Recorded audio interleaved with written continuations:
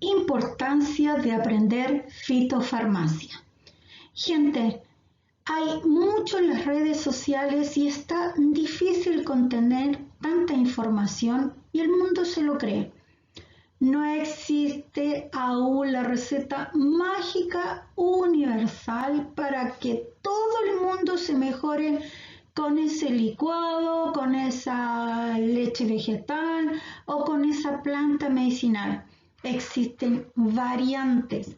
Tanto entre un humano y otro, somos diferentes, entre plantas medicinales y otras, y entre una misma enfermedad en distintos pacientes. Por ende, debemos saber profundamente las condiciones del paciente, del consultante o del pariente y profundamente haber estudiado la planta medicinal que voy a aconsejar.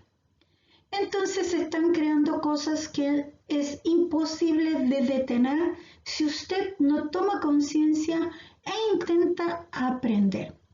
Acá vamos a hablar de una planta medicinal como en general, pero va a servir de ejemplo para que usted entienda lo diferente que es saber fitofarmacia e integración con un ser humano que la necesita o no, y escuchar el consejo, toma esto porque a mí me hizo bien o al vecino le hizo bien.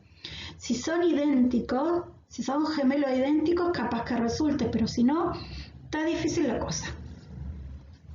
En Chile se inició hace unos años un estudio tanto tradicional de lo que la gente consumía y viene consumiendo de los antiguos en las plantas medicinales, como un estudio que respalde y se encuentran, primero en toda esta tradición se encuentran 460 plantas aproximadamente, las más nombradas, las que más usaba la población chilena.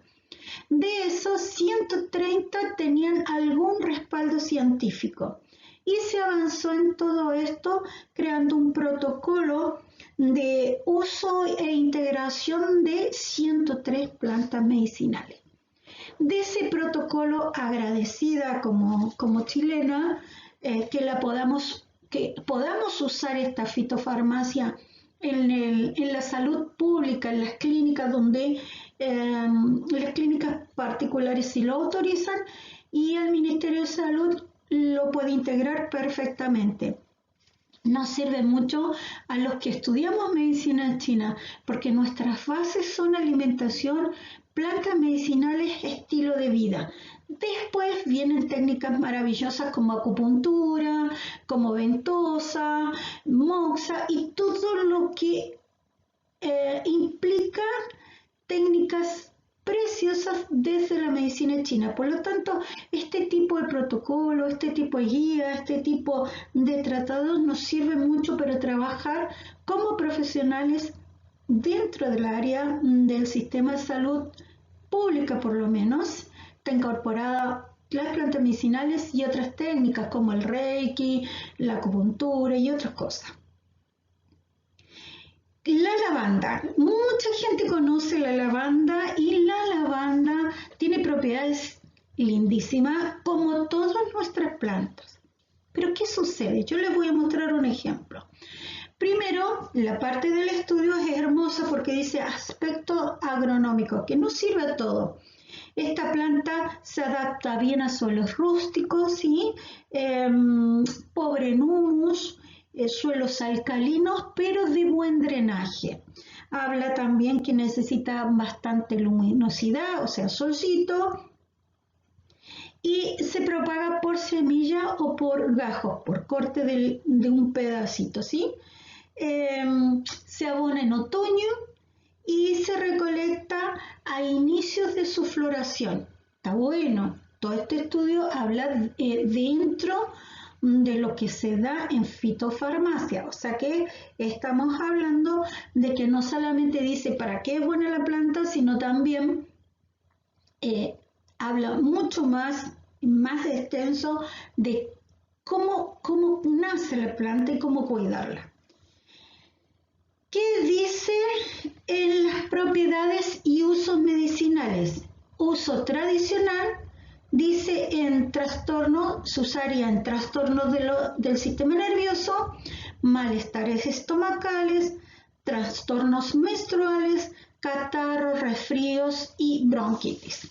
Bueno, hasta ahí, genial. Así todo el mundo dice, mira, usa esto para la gripe, mira, usa para la ansiedad, para los nervios, usa la lavanda. Gente, ¿dónde está la diferenciación que hace la medicina china y que todavía no se integra realmente a estos estudios? La medicina china habla un poco más de todo esto, pero hace una diferencia del por qué la lavanda puede ser para uno y no para otro. O sea que sí va a trabajar en el sistema nervioso para unos, para otros no. Sí en trastornos menstruales para unas y para otros no. Sí en bronquitis y problemas de gripe para unos y para otros no. ¿Por qué? Porque la lavanda tiene su propia temperatura y la temperatura es cálida. Por lo tanto, si usted tiene alguno de estos problemas que resolver y tiene calor, ¿le sirve o no le sirve la lavanda? No le serviría. ¿Por qué? Tiene calor y la planta es cálida. Necesita algo más fresquito. Por más que la tome la infusión fría, no le sirve. Gente, en Argentina tenemos muchas personas de presión baja. Hay un tanto de presión alta y en verano muchas personas con el calor, con la humedad, tienen la presión en los pies por el suelo. Entonces, si yo tomo una planta cálida que me aumente el calor, nunca me va a subir la presión sanguínea, porque lo que estoy haciendo es empeorando el síntoma. Por lo tanto, es una planta con tendencia a usarse en invierno. Podemos hablar mucho de la lavanda, todos sus componentes, cómo diferenciar al paciente. Pero en este caso le voy a mostrar solo dos detalles. Por más que tenga problemas, esta no sería la planta si usted tiene ansiedad o algún problema nervioso, pero el calor le afecta más. Y entonces, en verano, usted toma una planta cálida, empeora sus síntomas. No sería la lavanda, habría que usar otra planta con estas propiedades, pero de esencia fresca. Y en invierno, tal vez le sirva. Pero si usted en invierno tiene frío y necesita una planta cálida, pero usted es de presión baja, la lavanda otra vez no le sirve. ¿Por qué? Porque la lavanda es de las pocas plantas que son cálidas y desciende la presión sanguínea. Es así.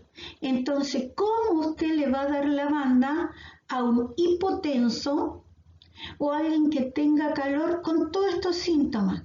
Pues cuando aprende fitofarmacia se da cuenta que dentro de las plantas para el sistema nervioso hay unas frescas, unas calientes, unas frías, unas cálidas. Siempre va a encontrar una que sea perfecta para el consultante o el paciente. Siempre va a encontrar una. En estos ejemplos que yo le doy, no sirve la lavanda. ¿Me entienden? Por más linda que yo puedo hablar un montón de ella, es hermosa, trabaja problemas del sistema nervioso preciosamente, pero yo tengo que saber con qué combinarla para no dañar a la persona que está solicitando esa planta. Porque puede decir, dame lavanda porque me dijeron, no. Primero te tengo que revisar, saber cuáles son tus glóbulos rojos, tus glóbulos blancos, saber cómo está tu sistema en general, saber tu presión sanguínea, saber qué medicamentos tomas para yo no interactuar de manera errónea con tus medicamentos, sino aportar y que caminen juntos la farmacia con la fitofarmacia. Este es un pequeño ejemplo que les dejo de 103 plantas que hoy yo le podría mencionar, pero no da para eso. Gente, cuando estudias fitofarmacia, diferencia temperatura de la planta, ¿sí? Sabor de la planta o sabores principales y secundarios, para dónde va a moverse la planta, si para afuera, para arriba, para adentro, va a concentrar, va a expulsar. Vas a aprender cómo interactuar entre medicamentos y pacientes y no necesitas ser un profesional, sino tener ganas de dar un buen consejo, un consejo como un profesional. Así que te invito a aprender fitofarmacia y si tienes dudas, escríbeme. Podemos hacer un vivo o algo para ir contestando algunas de tus dudas. Un abrazo, espero que te sirva esta pequeñita explicación de que hay que tener un poquito de cuidado de nuestras maravillosas plantas medicinales. Fitofarmacia. Soy Fran Bustamante.